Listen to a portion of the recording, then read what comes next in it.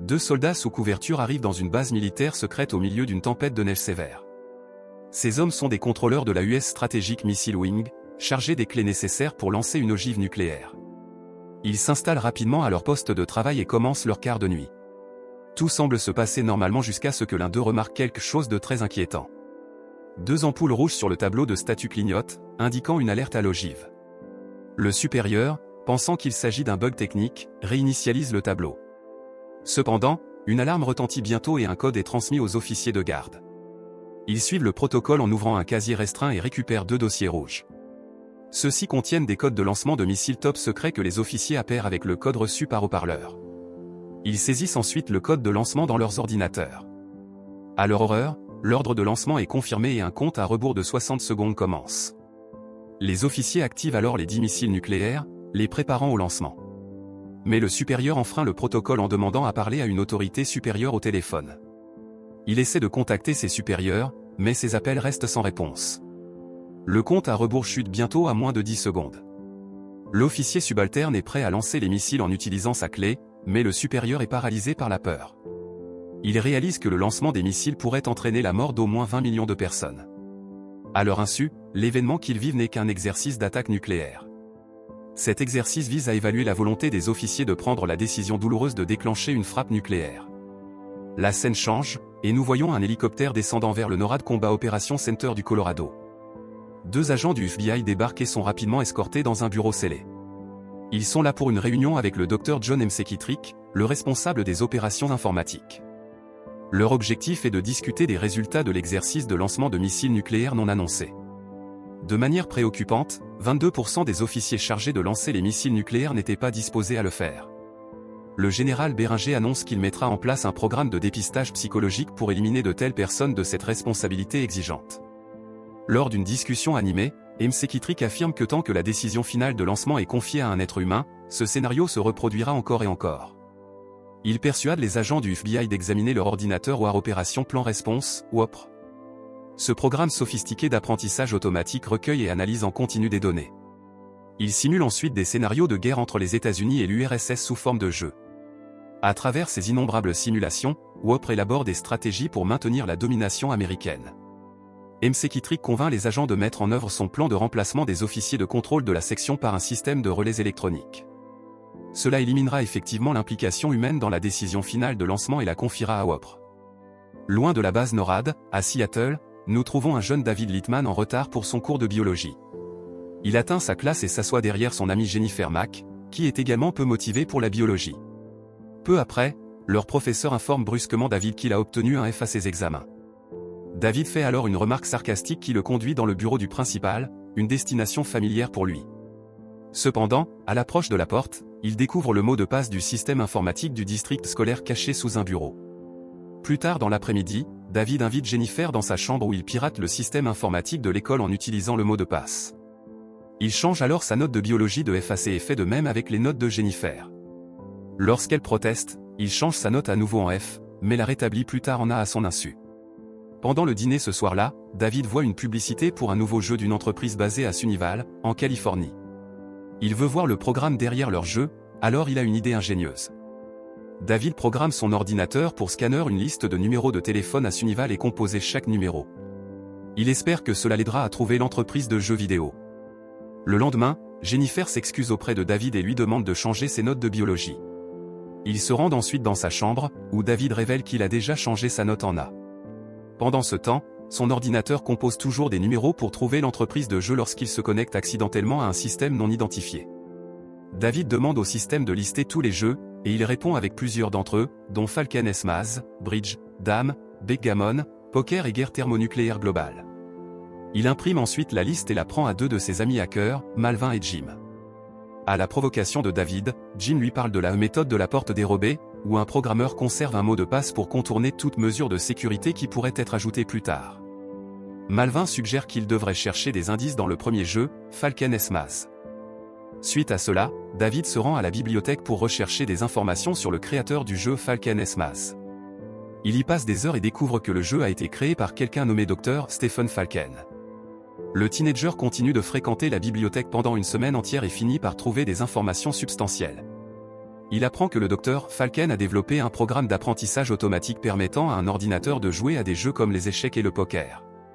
Le programme apprenait de ses erreurs et améliorait ses compétences à chaque partie. Malheureusement, selon un article de journal, le docteur Falken est décédé jeune, à 41 ans, après que son fils Joshua et sa femme aient péri dans un accident de voiture. C'est alors que David fait le lien et devine que le mot de passe pourrait être Joshua. Plus tard, chez lui, David entre le mot de passe, et le système lui accorde l'accès. Mais il ignore qu'il est connecté à Wapro au NORAD Combat Operation Center et non à un système informatique de jeu à Sunival. Joshua est en réalité le mot de passe de porte dérobé permettant de contourner tous les autres systèmes de sécurité et d'entrer dans le mainframe. En fait, Wapro reconnaît David comme le docteur Falken et l'invite à jouer aux échecs. Le teenager, pensant qu'il s'agit d'un jeu, lui ordonne plutôt de lancer la guerre thermonucléaire globale. Il choisit de jouer en tant qu'Union soviétique et ordonne le lancement de missiles nucléaires sur Las Vegas et Seattle. À Colorado, l'action de David déclenche des alarmes au NORAD, avertissant de la présence d'au moins 28 missiles en provenance de l'Union soviétique. Cela pousse le général Béringer à ordonner que les niveaux DEFCON soient élevés à 3, que des avions bombardiers commencent à patrouiller et que le président soit informé de la situation. Juste à ce moment-là, la mère de David l'appelle pour descendre prendre les poubelles, ce qui le force à éteindre son ordinateur. À cause de cela, Wapro désactive son alerte de missiles et la situation revient à la normale pour l'instant. Il ne faut pas longtemps avant que les responsables du NORAD ne découvrent que quelque chose d'étrange se passe. Ils réalisent que quelqu'un a déclenché les simulations d'attaque nucléaire dans Wapro et parviennent à remonter jusqu'à Seattle. Peu après, David apprend par les nouvelles qu'il a déclenché une alerte nucléaire à grande échelle au NORAD. Il panique à l'idée d'être arrêté et appelle Jennifer. David lui raconte tout ce qui s'est passé et elle lui donne une solution assez simple, arrêter de composer ce numéro particulier. Cependant, en nettoyant sa chambre, David reçoit un appel de Wapro lui informant des progrès de son jeu. Il fonctionne depuis 31 heures, 12 minutes et 49 secondes, avec un temps restant estimé de 52 heures et 17 minutes. David demande quel est l'objectif du jeu et Wapro répond que le seul but est de gagner. Il est tellement effrayé par tout cela qu'il déconnecte immédiatement la ligne de son ordinateur. Plus tard dans l'après-midi, alors que David sort d'un magasin local, des agents du FBI l'entourent. Ils le fouillent et l'escortent fermement vers une voiture. Il est évident qu'ils l'emmènent au Colorado pour l'interroger. Pendant ce temps, au NORAD, la situation est devenue tendue à nouveau. Le système Wapro continue de simuler une guerre nucléaire, générant des contre-mesures pour les États-Unis et l'Union soviétique. Cette simulation croissante a aussi des conséquences réelles. En réponse à la menace perçue des bombardiers américains que le général Béringer avait ordonné plus tôt, les soviétiques ont également élevé leur niveau d'alerte à DEFCON 4. Un peu plus tard, David arrive à la facility du NORAD et tout le monde est informé de ses actions. Le docteur McKittrick demande une conversation privée avec le teenager et l'emmène dans son bureau. Il accuse David de manipuler le système informatique, ce qui a entraîné l'escalade entre les États-Unis et l'URSS. David admet avoir initialement enfreint le système pour jouer à un jeu vidéo, mais nie tout autre contact. Il affirme que Joshua, le système informatique du NORAD, a été celui qui l'a contacté. Cependant, McKittrick soupçonne que David collabore avec quelqu'un en dehors des États-Unis et transmet des informations sensibles. Il s'apprête à poser d'autres questions lorsqu'il reçoit soudainement un appel téléphonique, ce qui le pousse à se précipiter dehors. Il s'avère que Wapro a encore été compromis et que les codes de lancement des missiles sont en danger.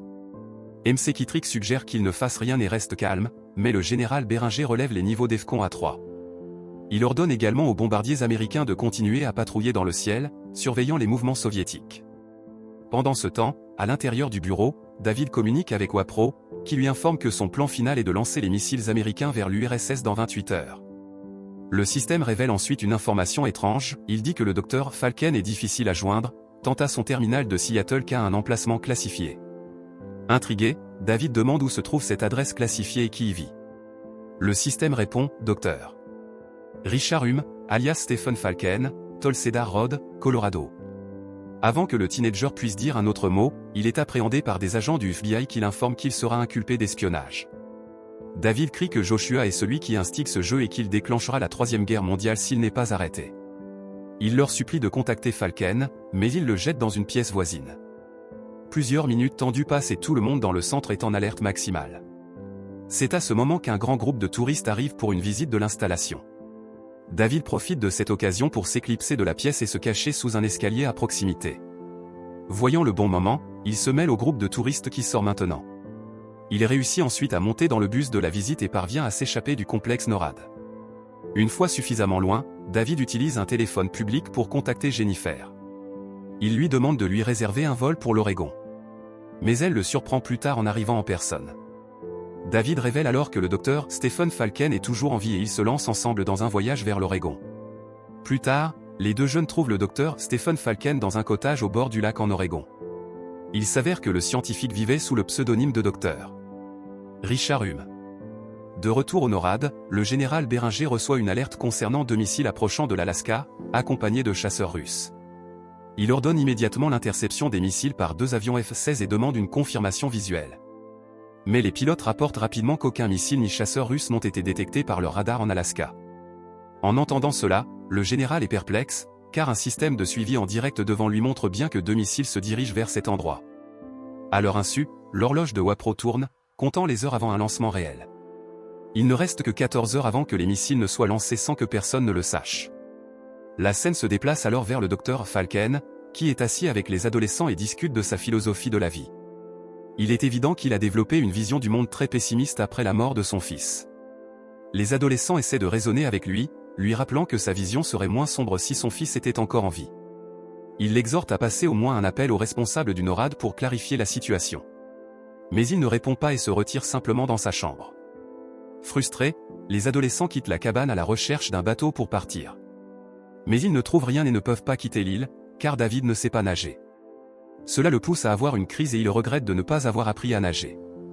Mais pendant tout cela, le docteur Falken apparaît soudainement en hélicoptère et leur demande de le rejoindre car ils sont en retard pour sauver la situation.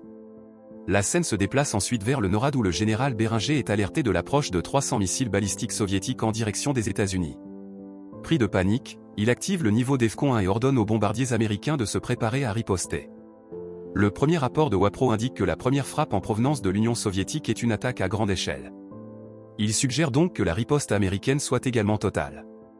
Heureusement, David, Jennifer et le docteur Falken s'écrasent dans l'installation du NORAD et pénètrent dans la salle de guerre juste à temps. Le docteur Falken informe frénétiquement tout le monde que l'attaque nucléaire qu'ils sont en train de voir n'est qu'une simulation. Mais le docteur McKittrick affirme que le système fonctionne parfaitement et qu'il n'y a aucune indication qu'il s'agisse d'une simulation. Le général Béringer est obligé de le croire, car les conséquences de douter de l'exactitude du système pourraient être catastrophiques. Néanmoins, le docteur Falken tente de raisonner avec le général, se demandant pourquoi l'ennemi risquerait une attaque à grande échelle. Il souligne qu'il n'y aurait aucun vainqueur dans un tel scénario, ce qui le rend totalement illogique. Il parvient finalement à convaincre le général de retarder la riposte américaine jusqu'à ce que les missiles soviétiques atteignent leur cible. Bientôt, le compte à rebours atteint son terme et l'heure de l'impact arrive. Cependant, aucun missile ne frappe les États-Unis et les bases ciblées ne signalent aucun dommage. Cela fait finalement pousser un soupir de soulagement à tout le monde. Cependant, le docteur Falken remarque que Wapro continue de simuler l'attaque nucléaire soviétique.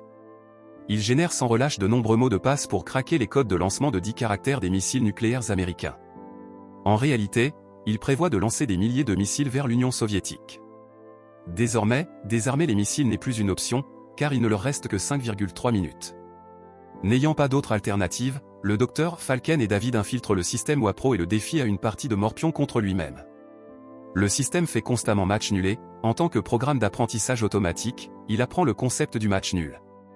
Pendant ce temps, Wapro obtient également le code nucléaire de 10 caractères et initie la séquence de lancement.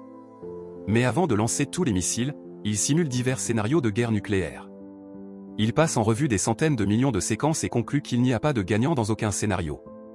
Cela amène la machine à réaliser qu'une frappe nucléaire d'une puissance contre une autre mène inévitablement à l'anéantissement complet des deux nations. En conséquence, elle abandonne le contrôle du système et invite le docteur Falken à jouer à une partie d'échecs à la place. Lorsque les crédits finaux défilent, tout le monde célèbre et nous voyons le message, la seule victoire est de ne pas jouer.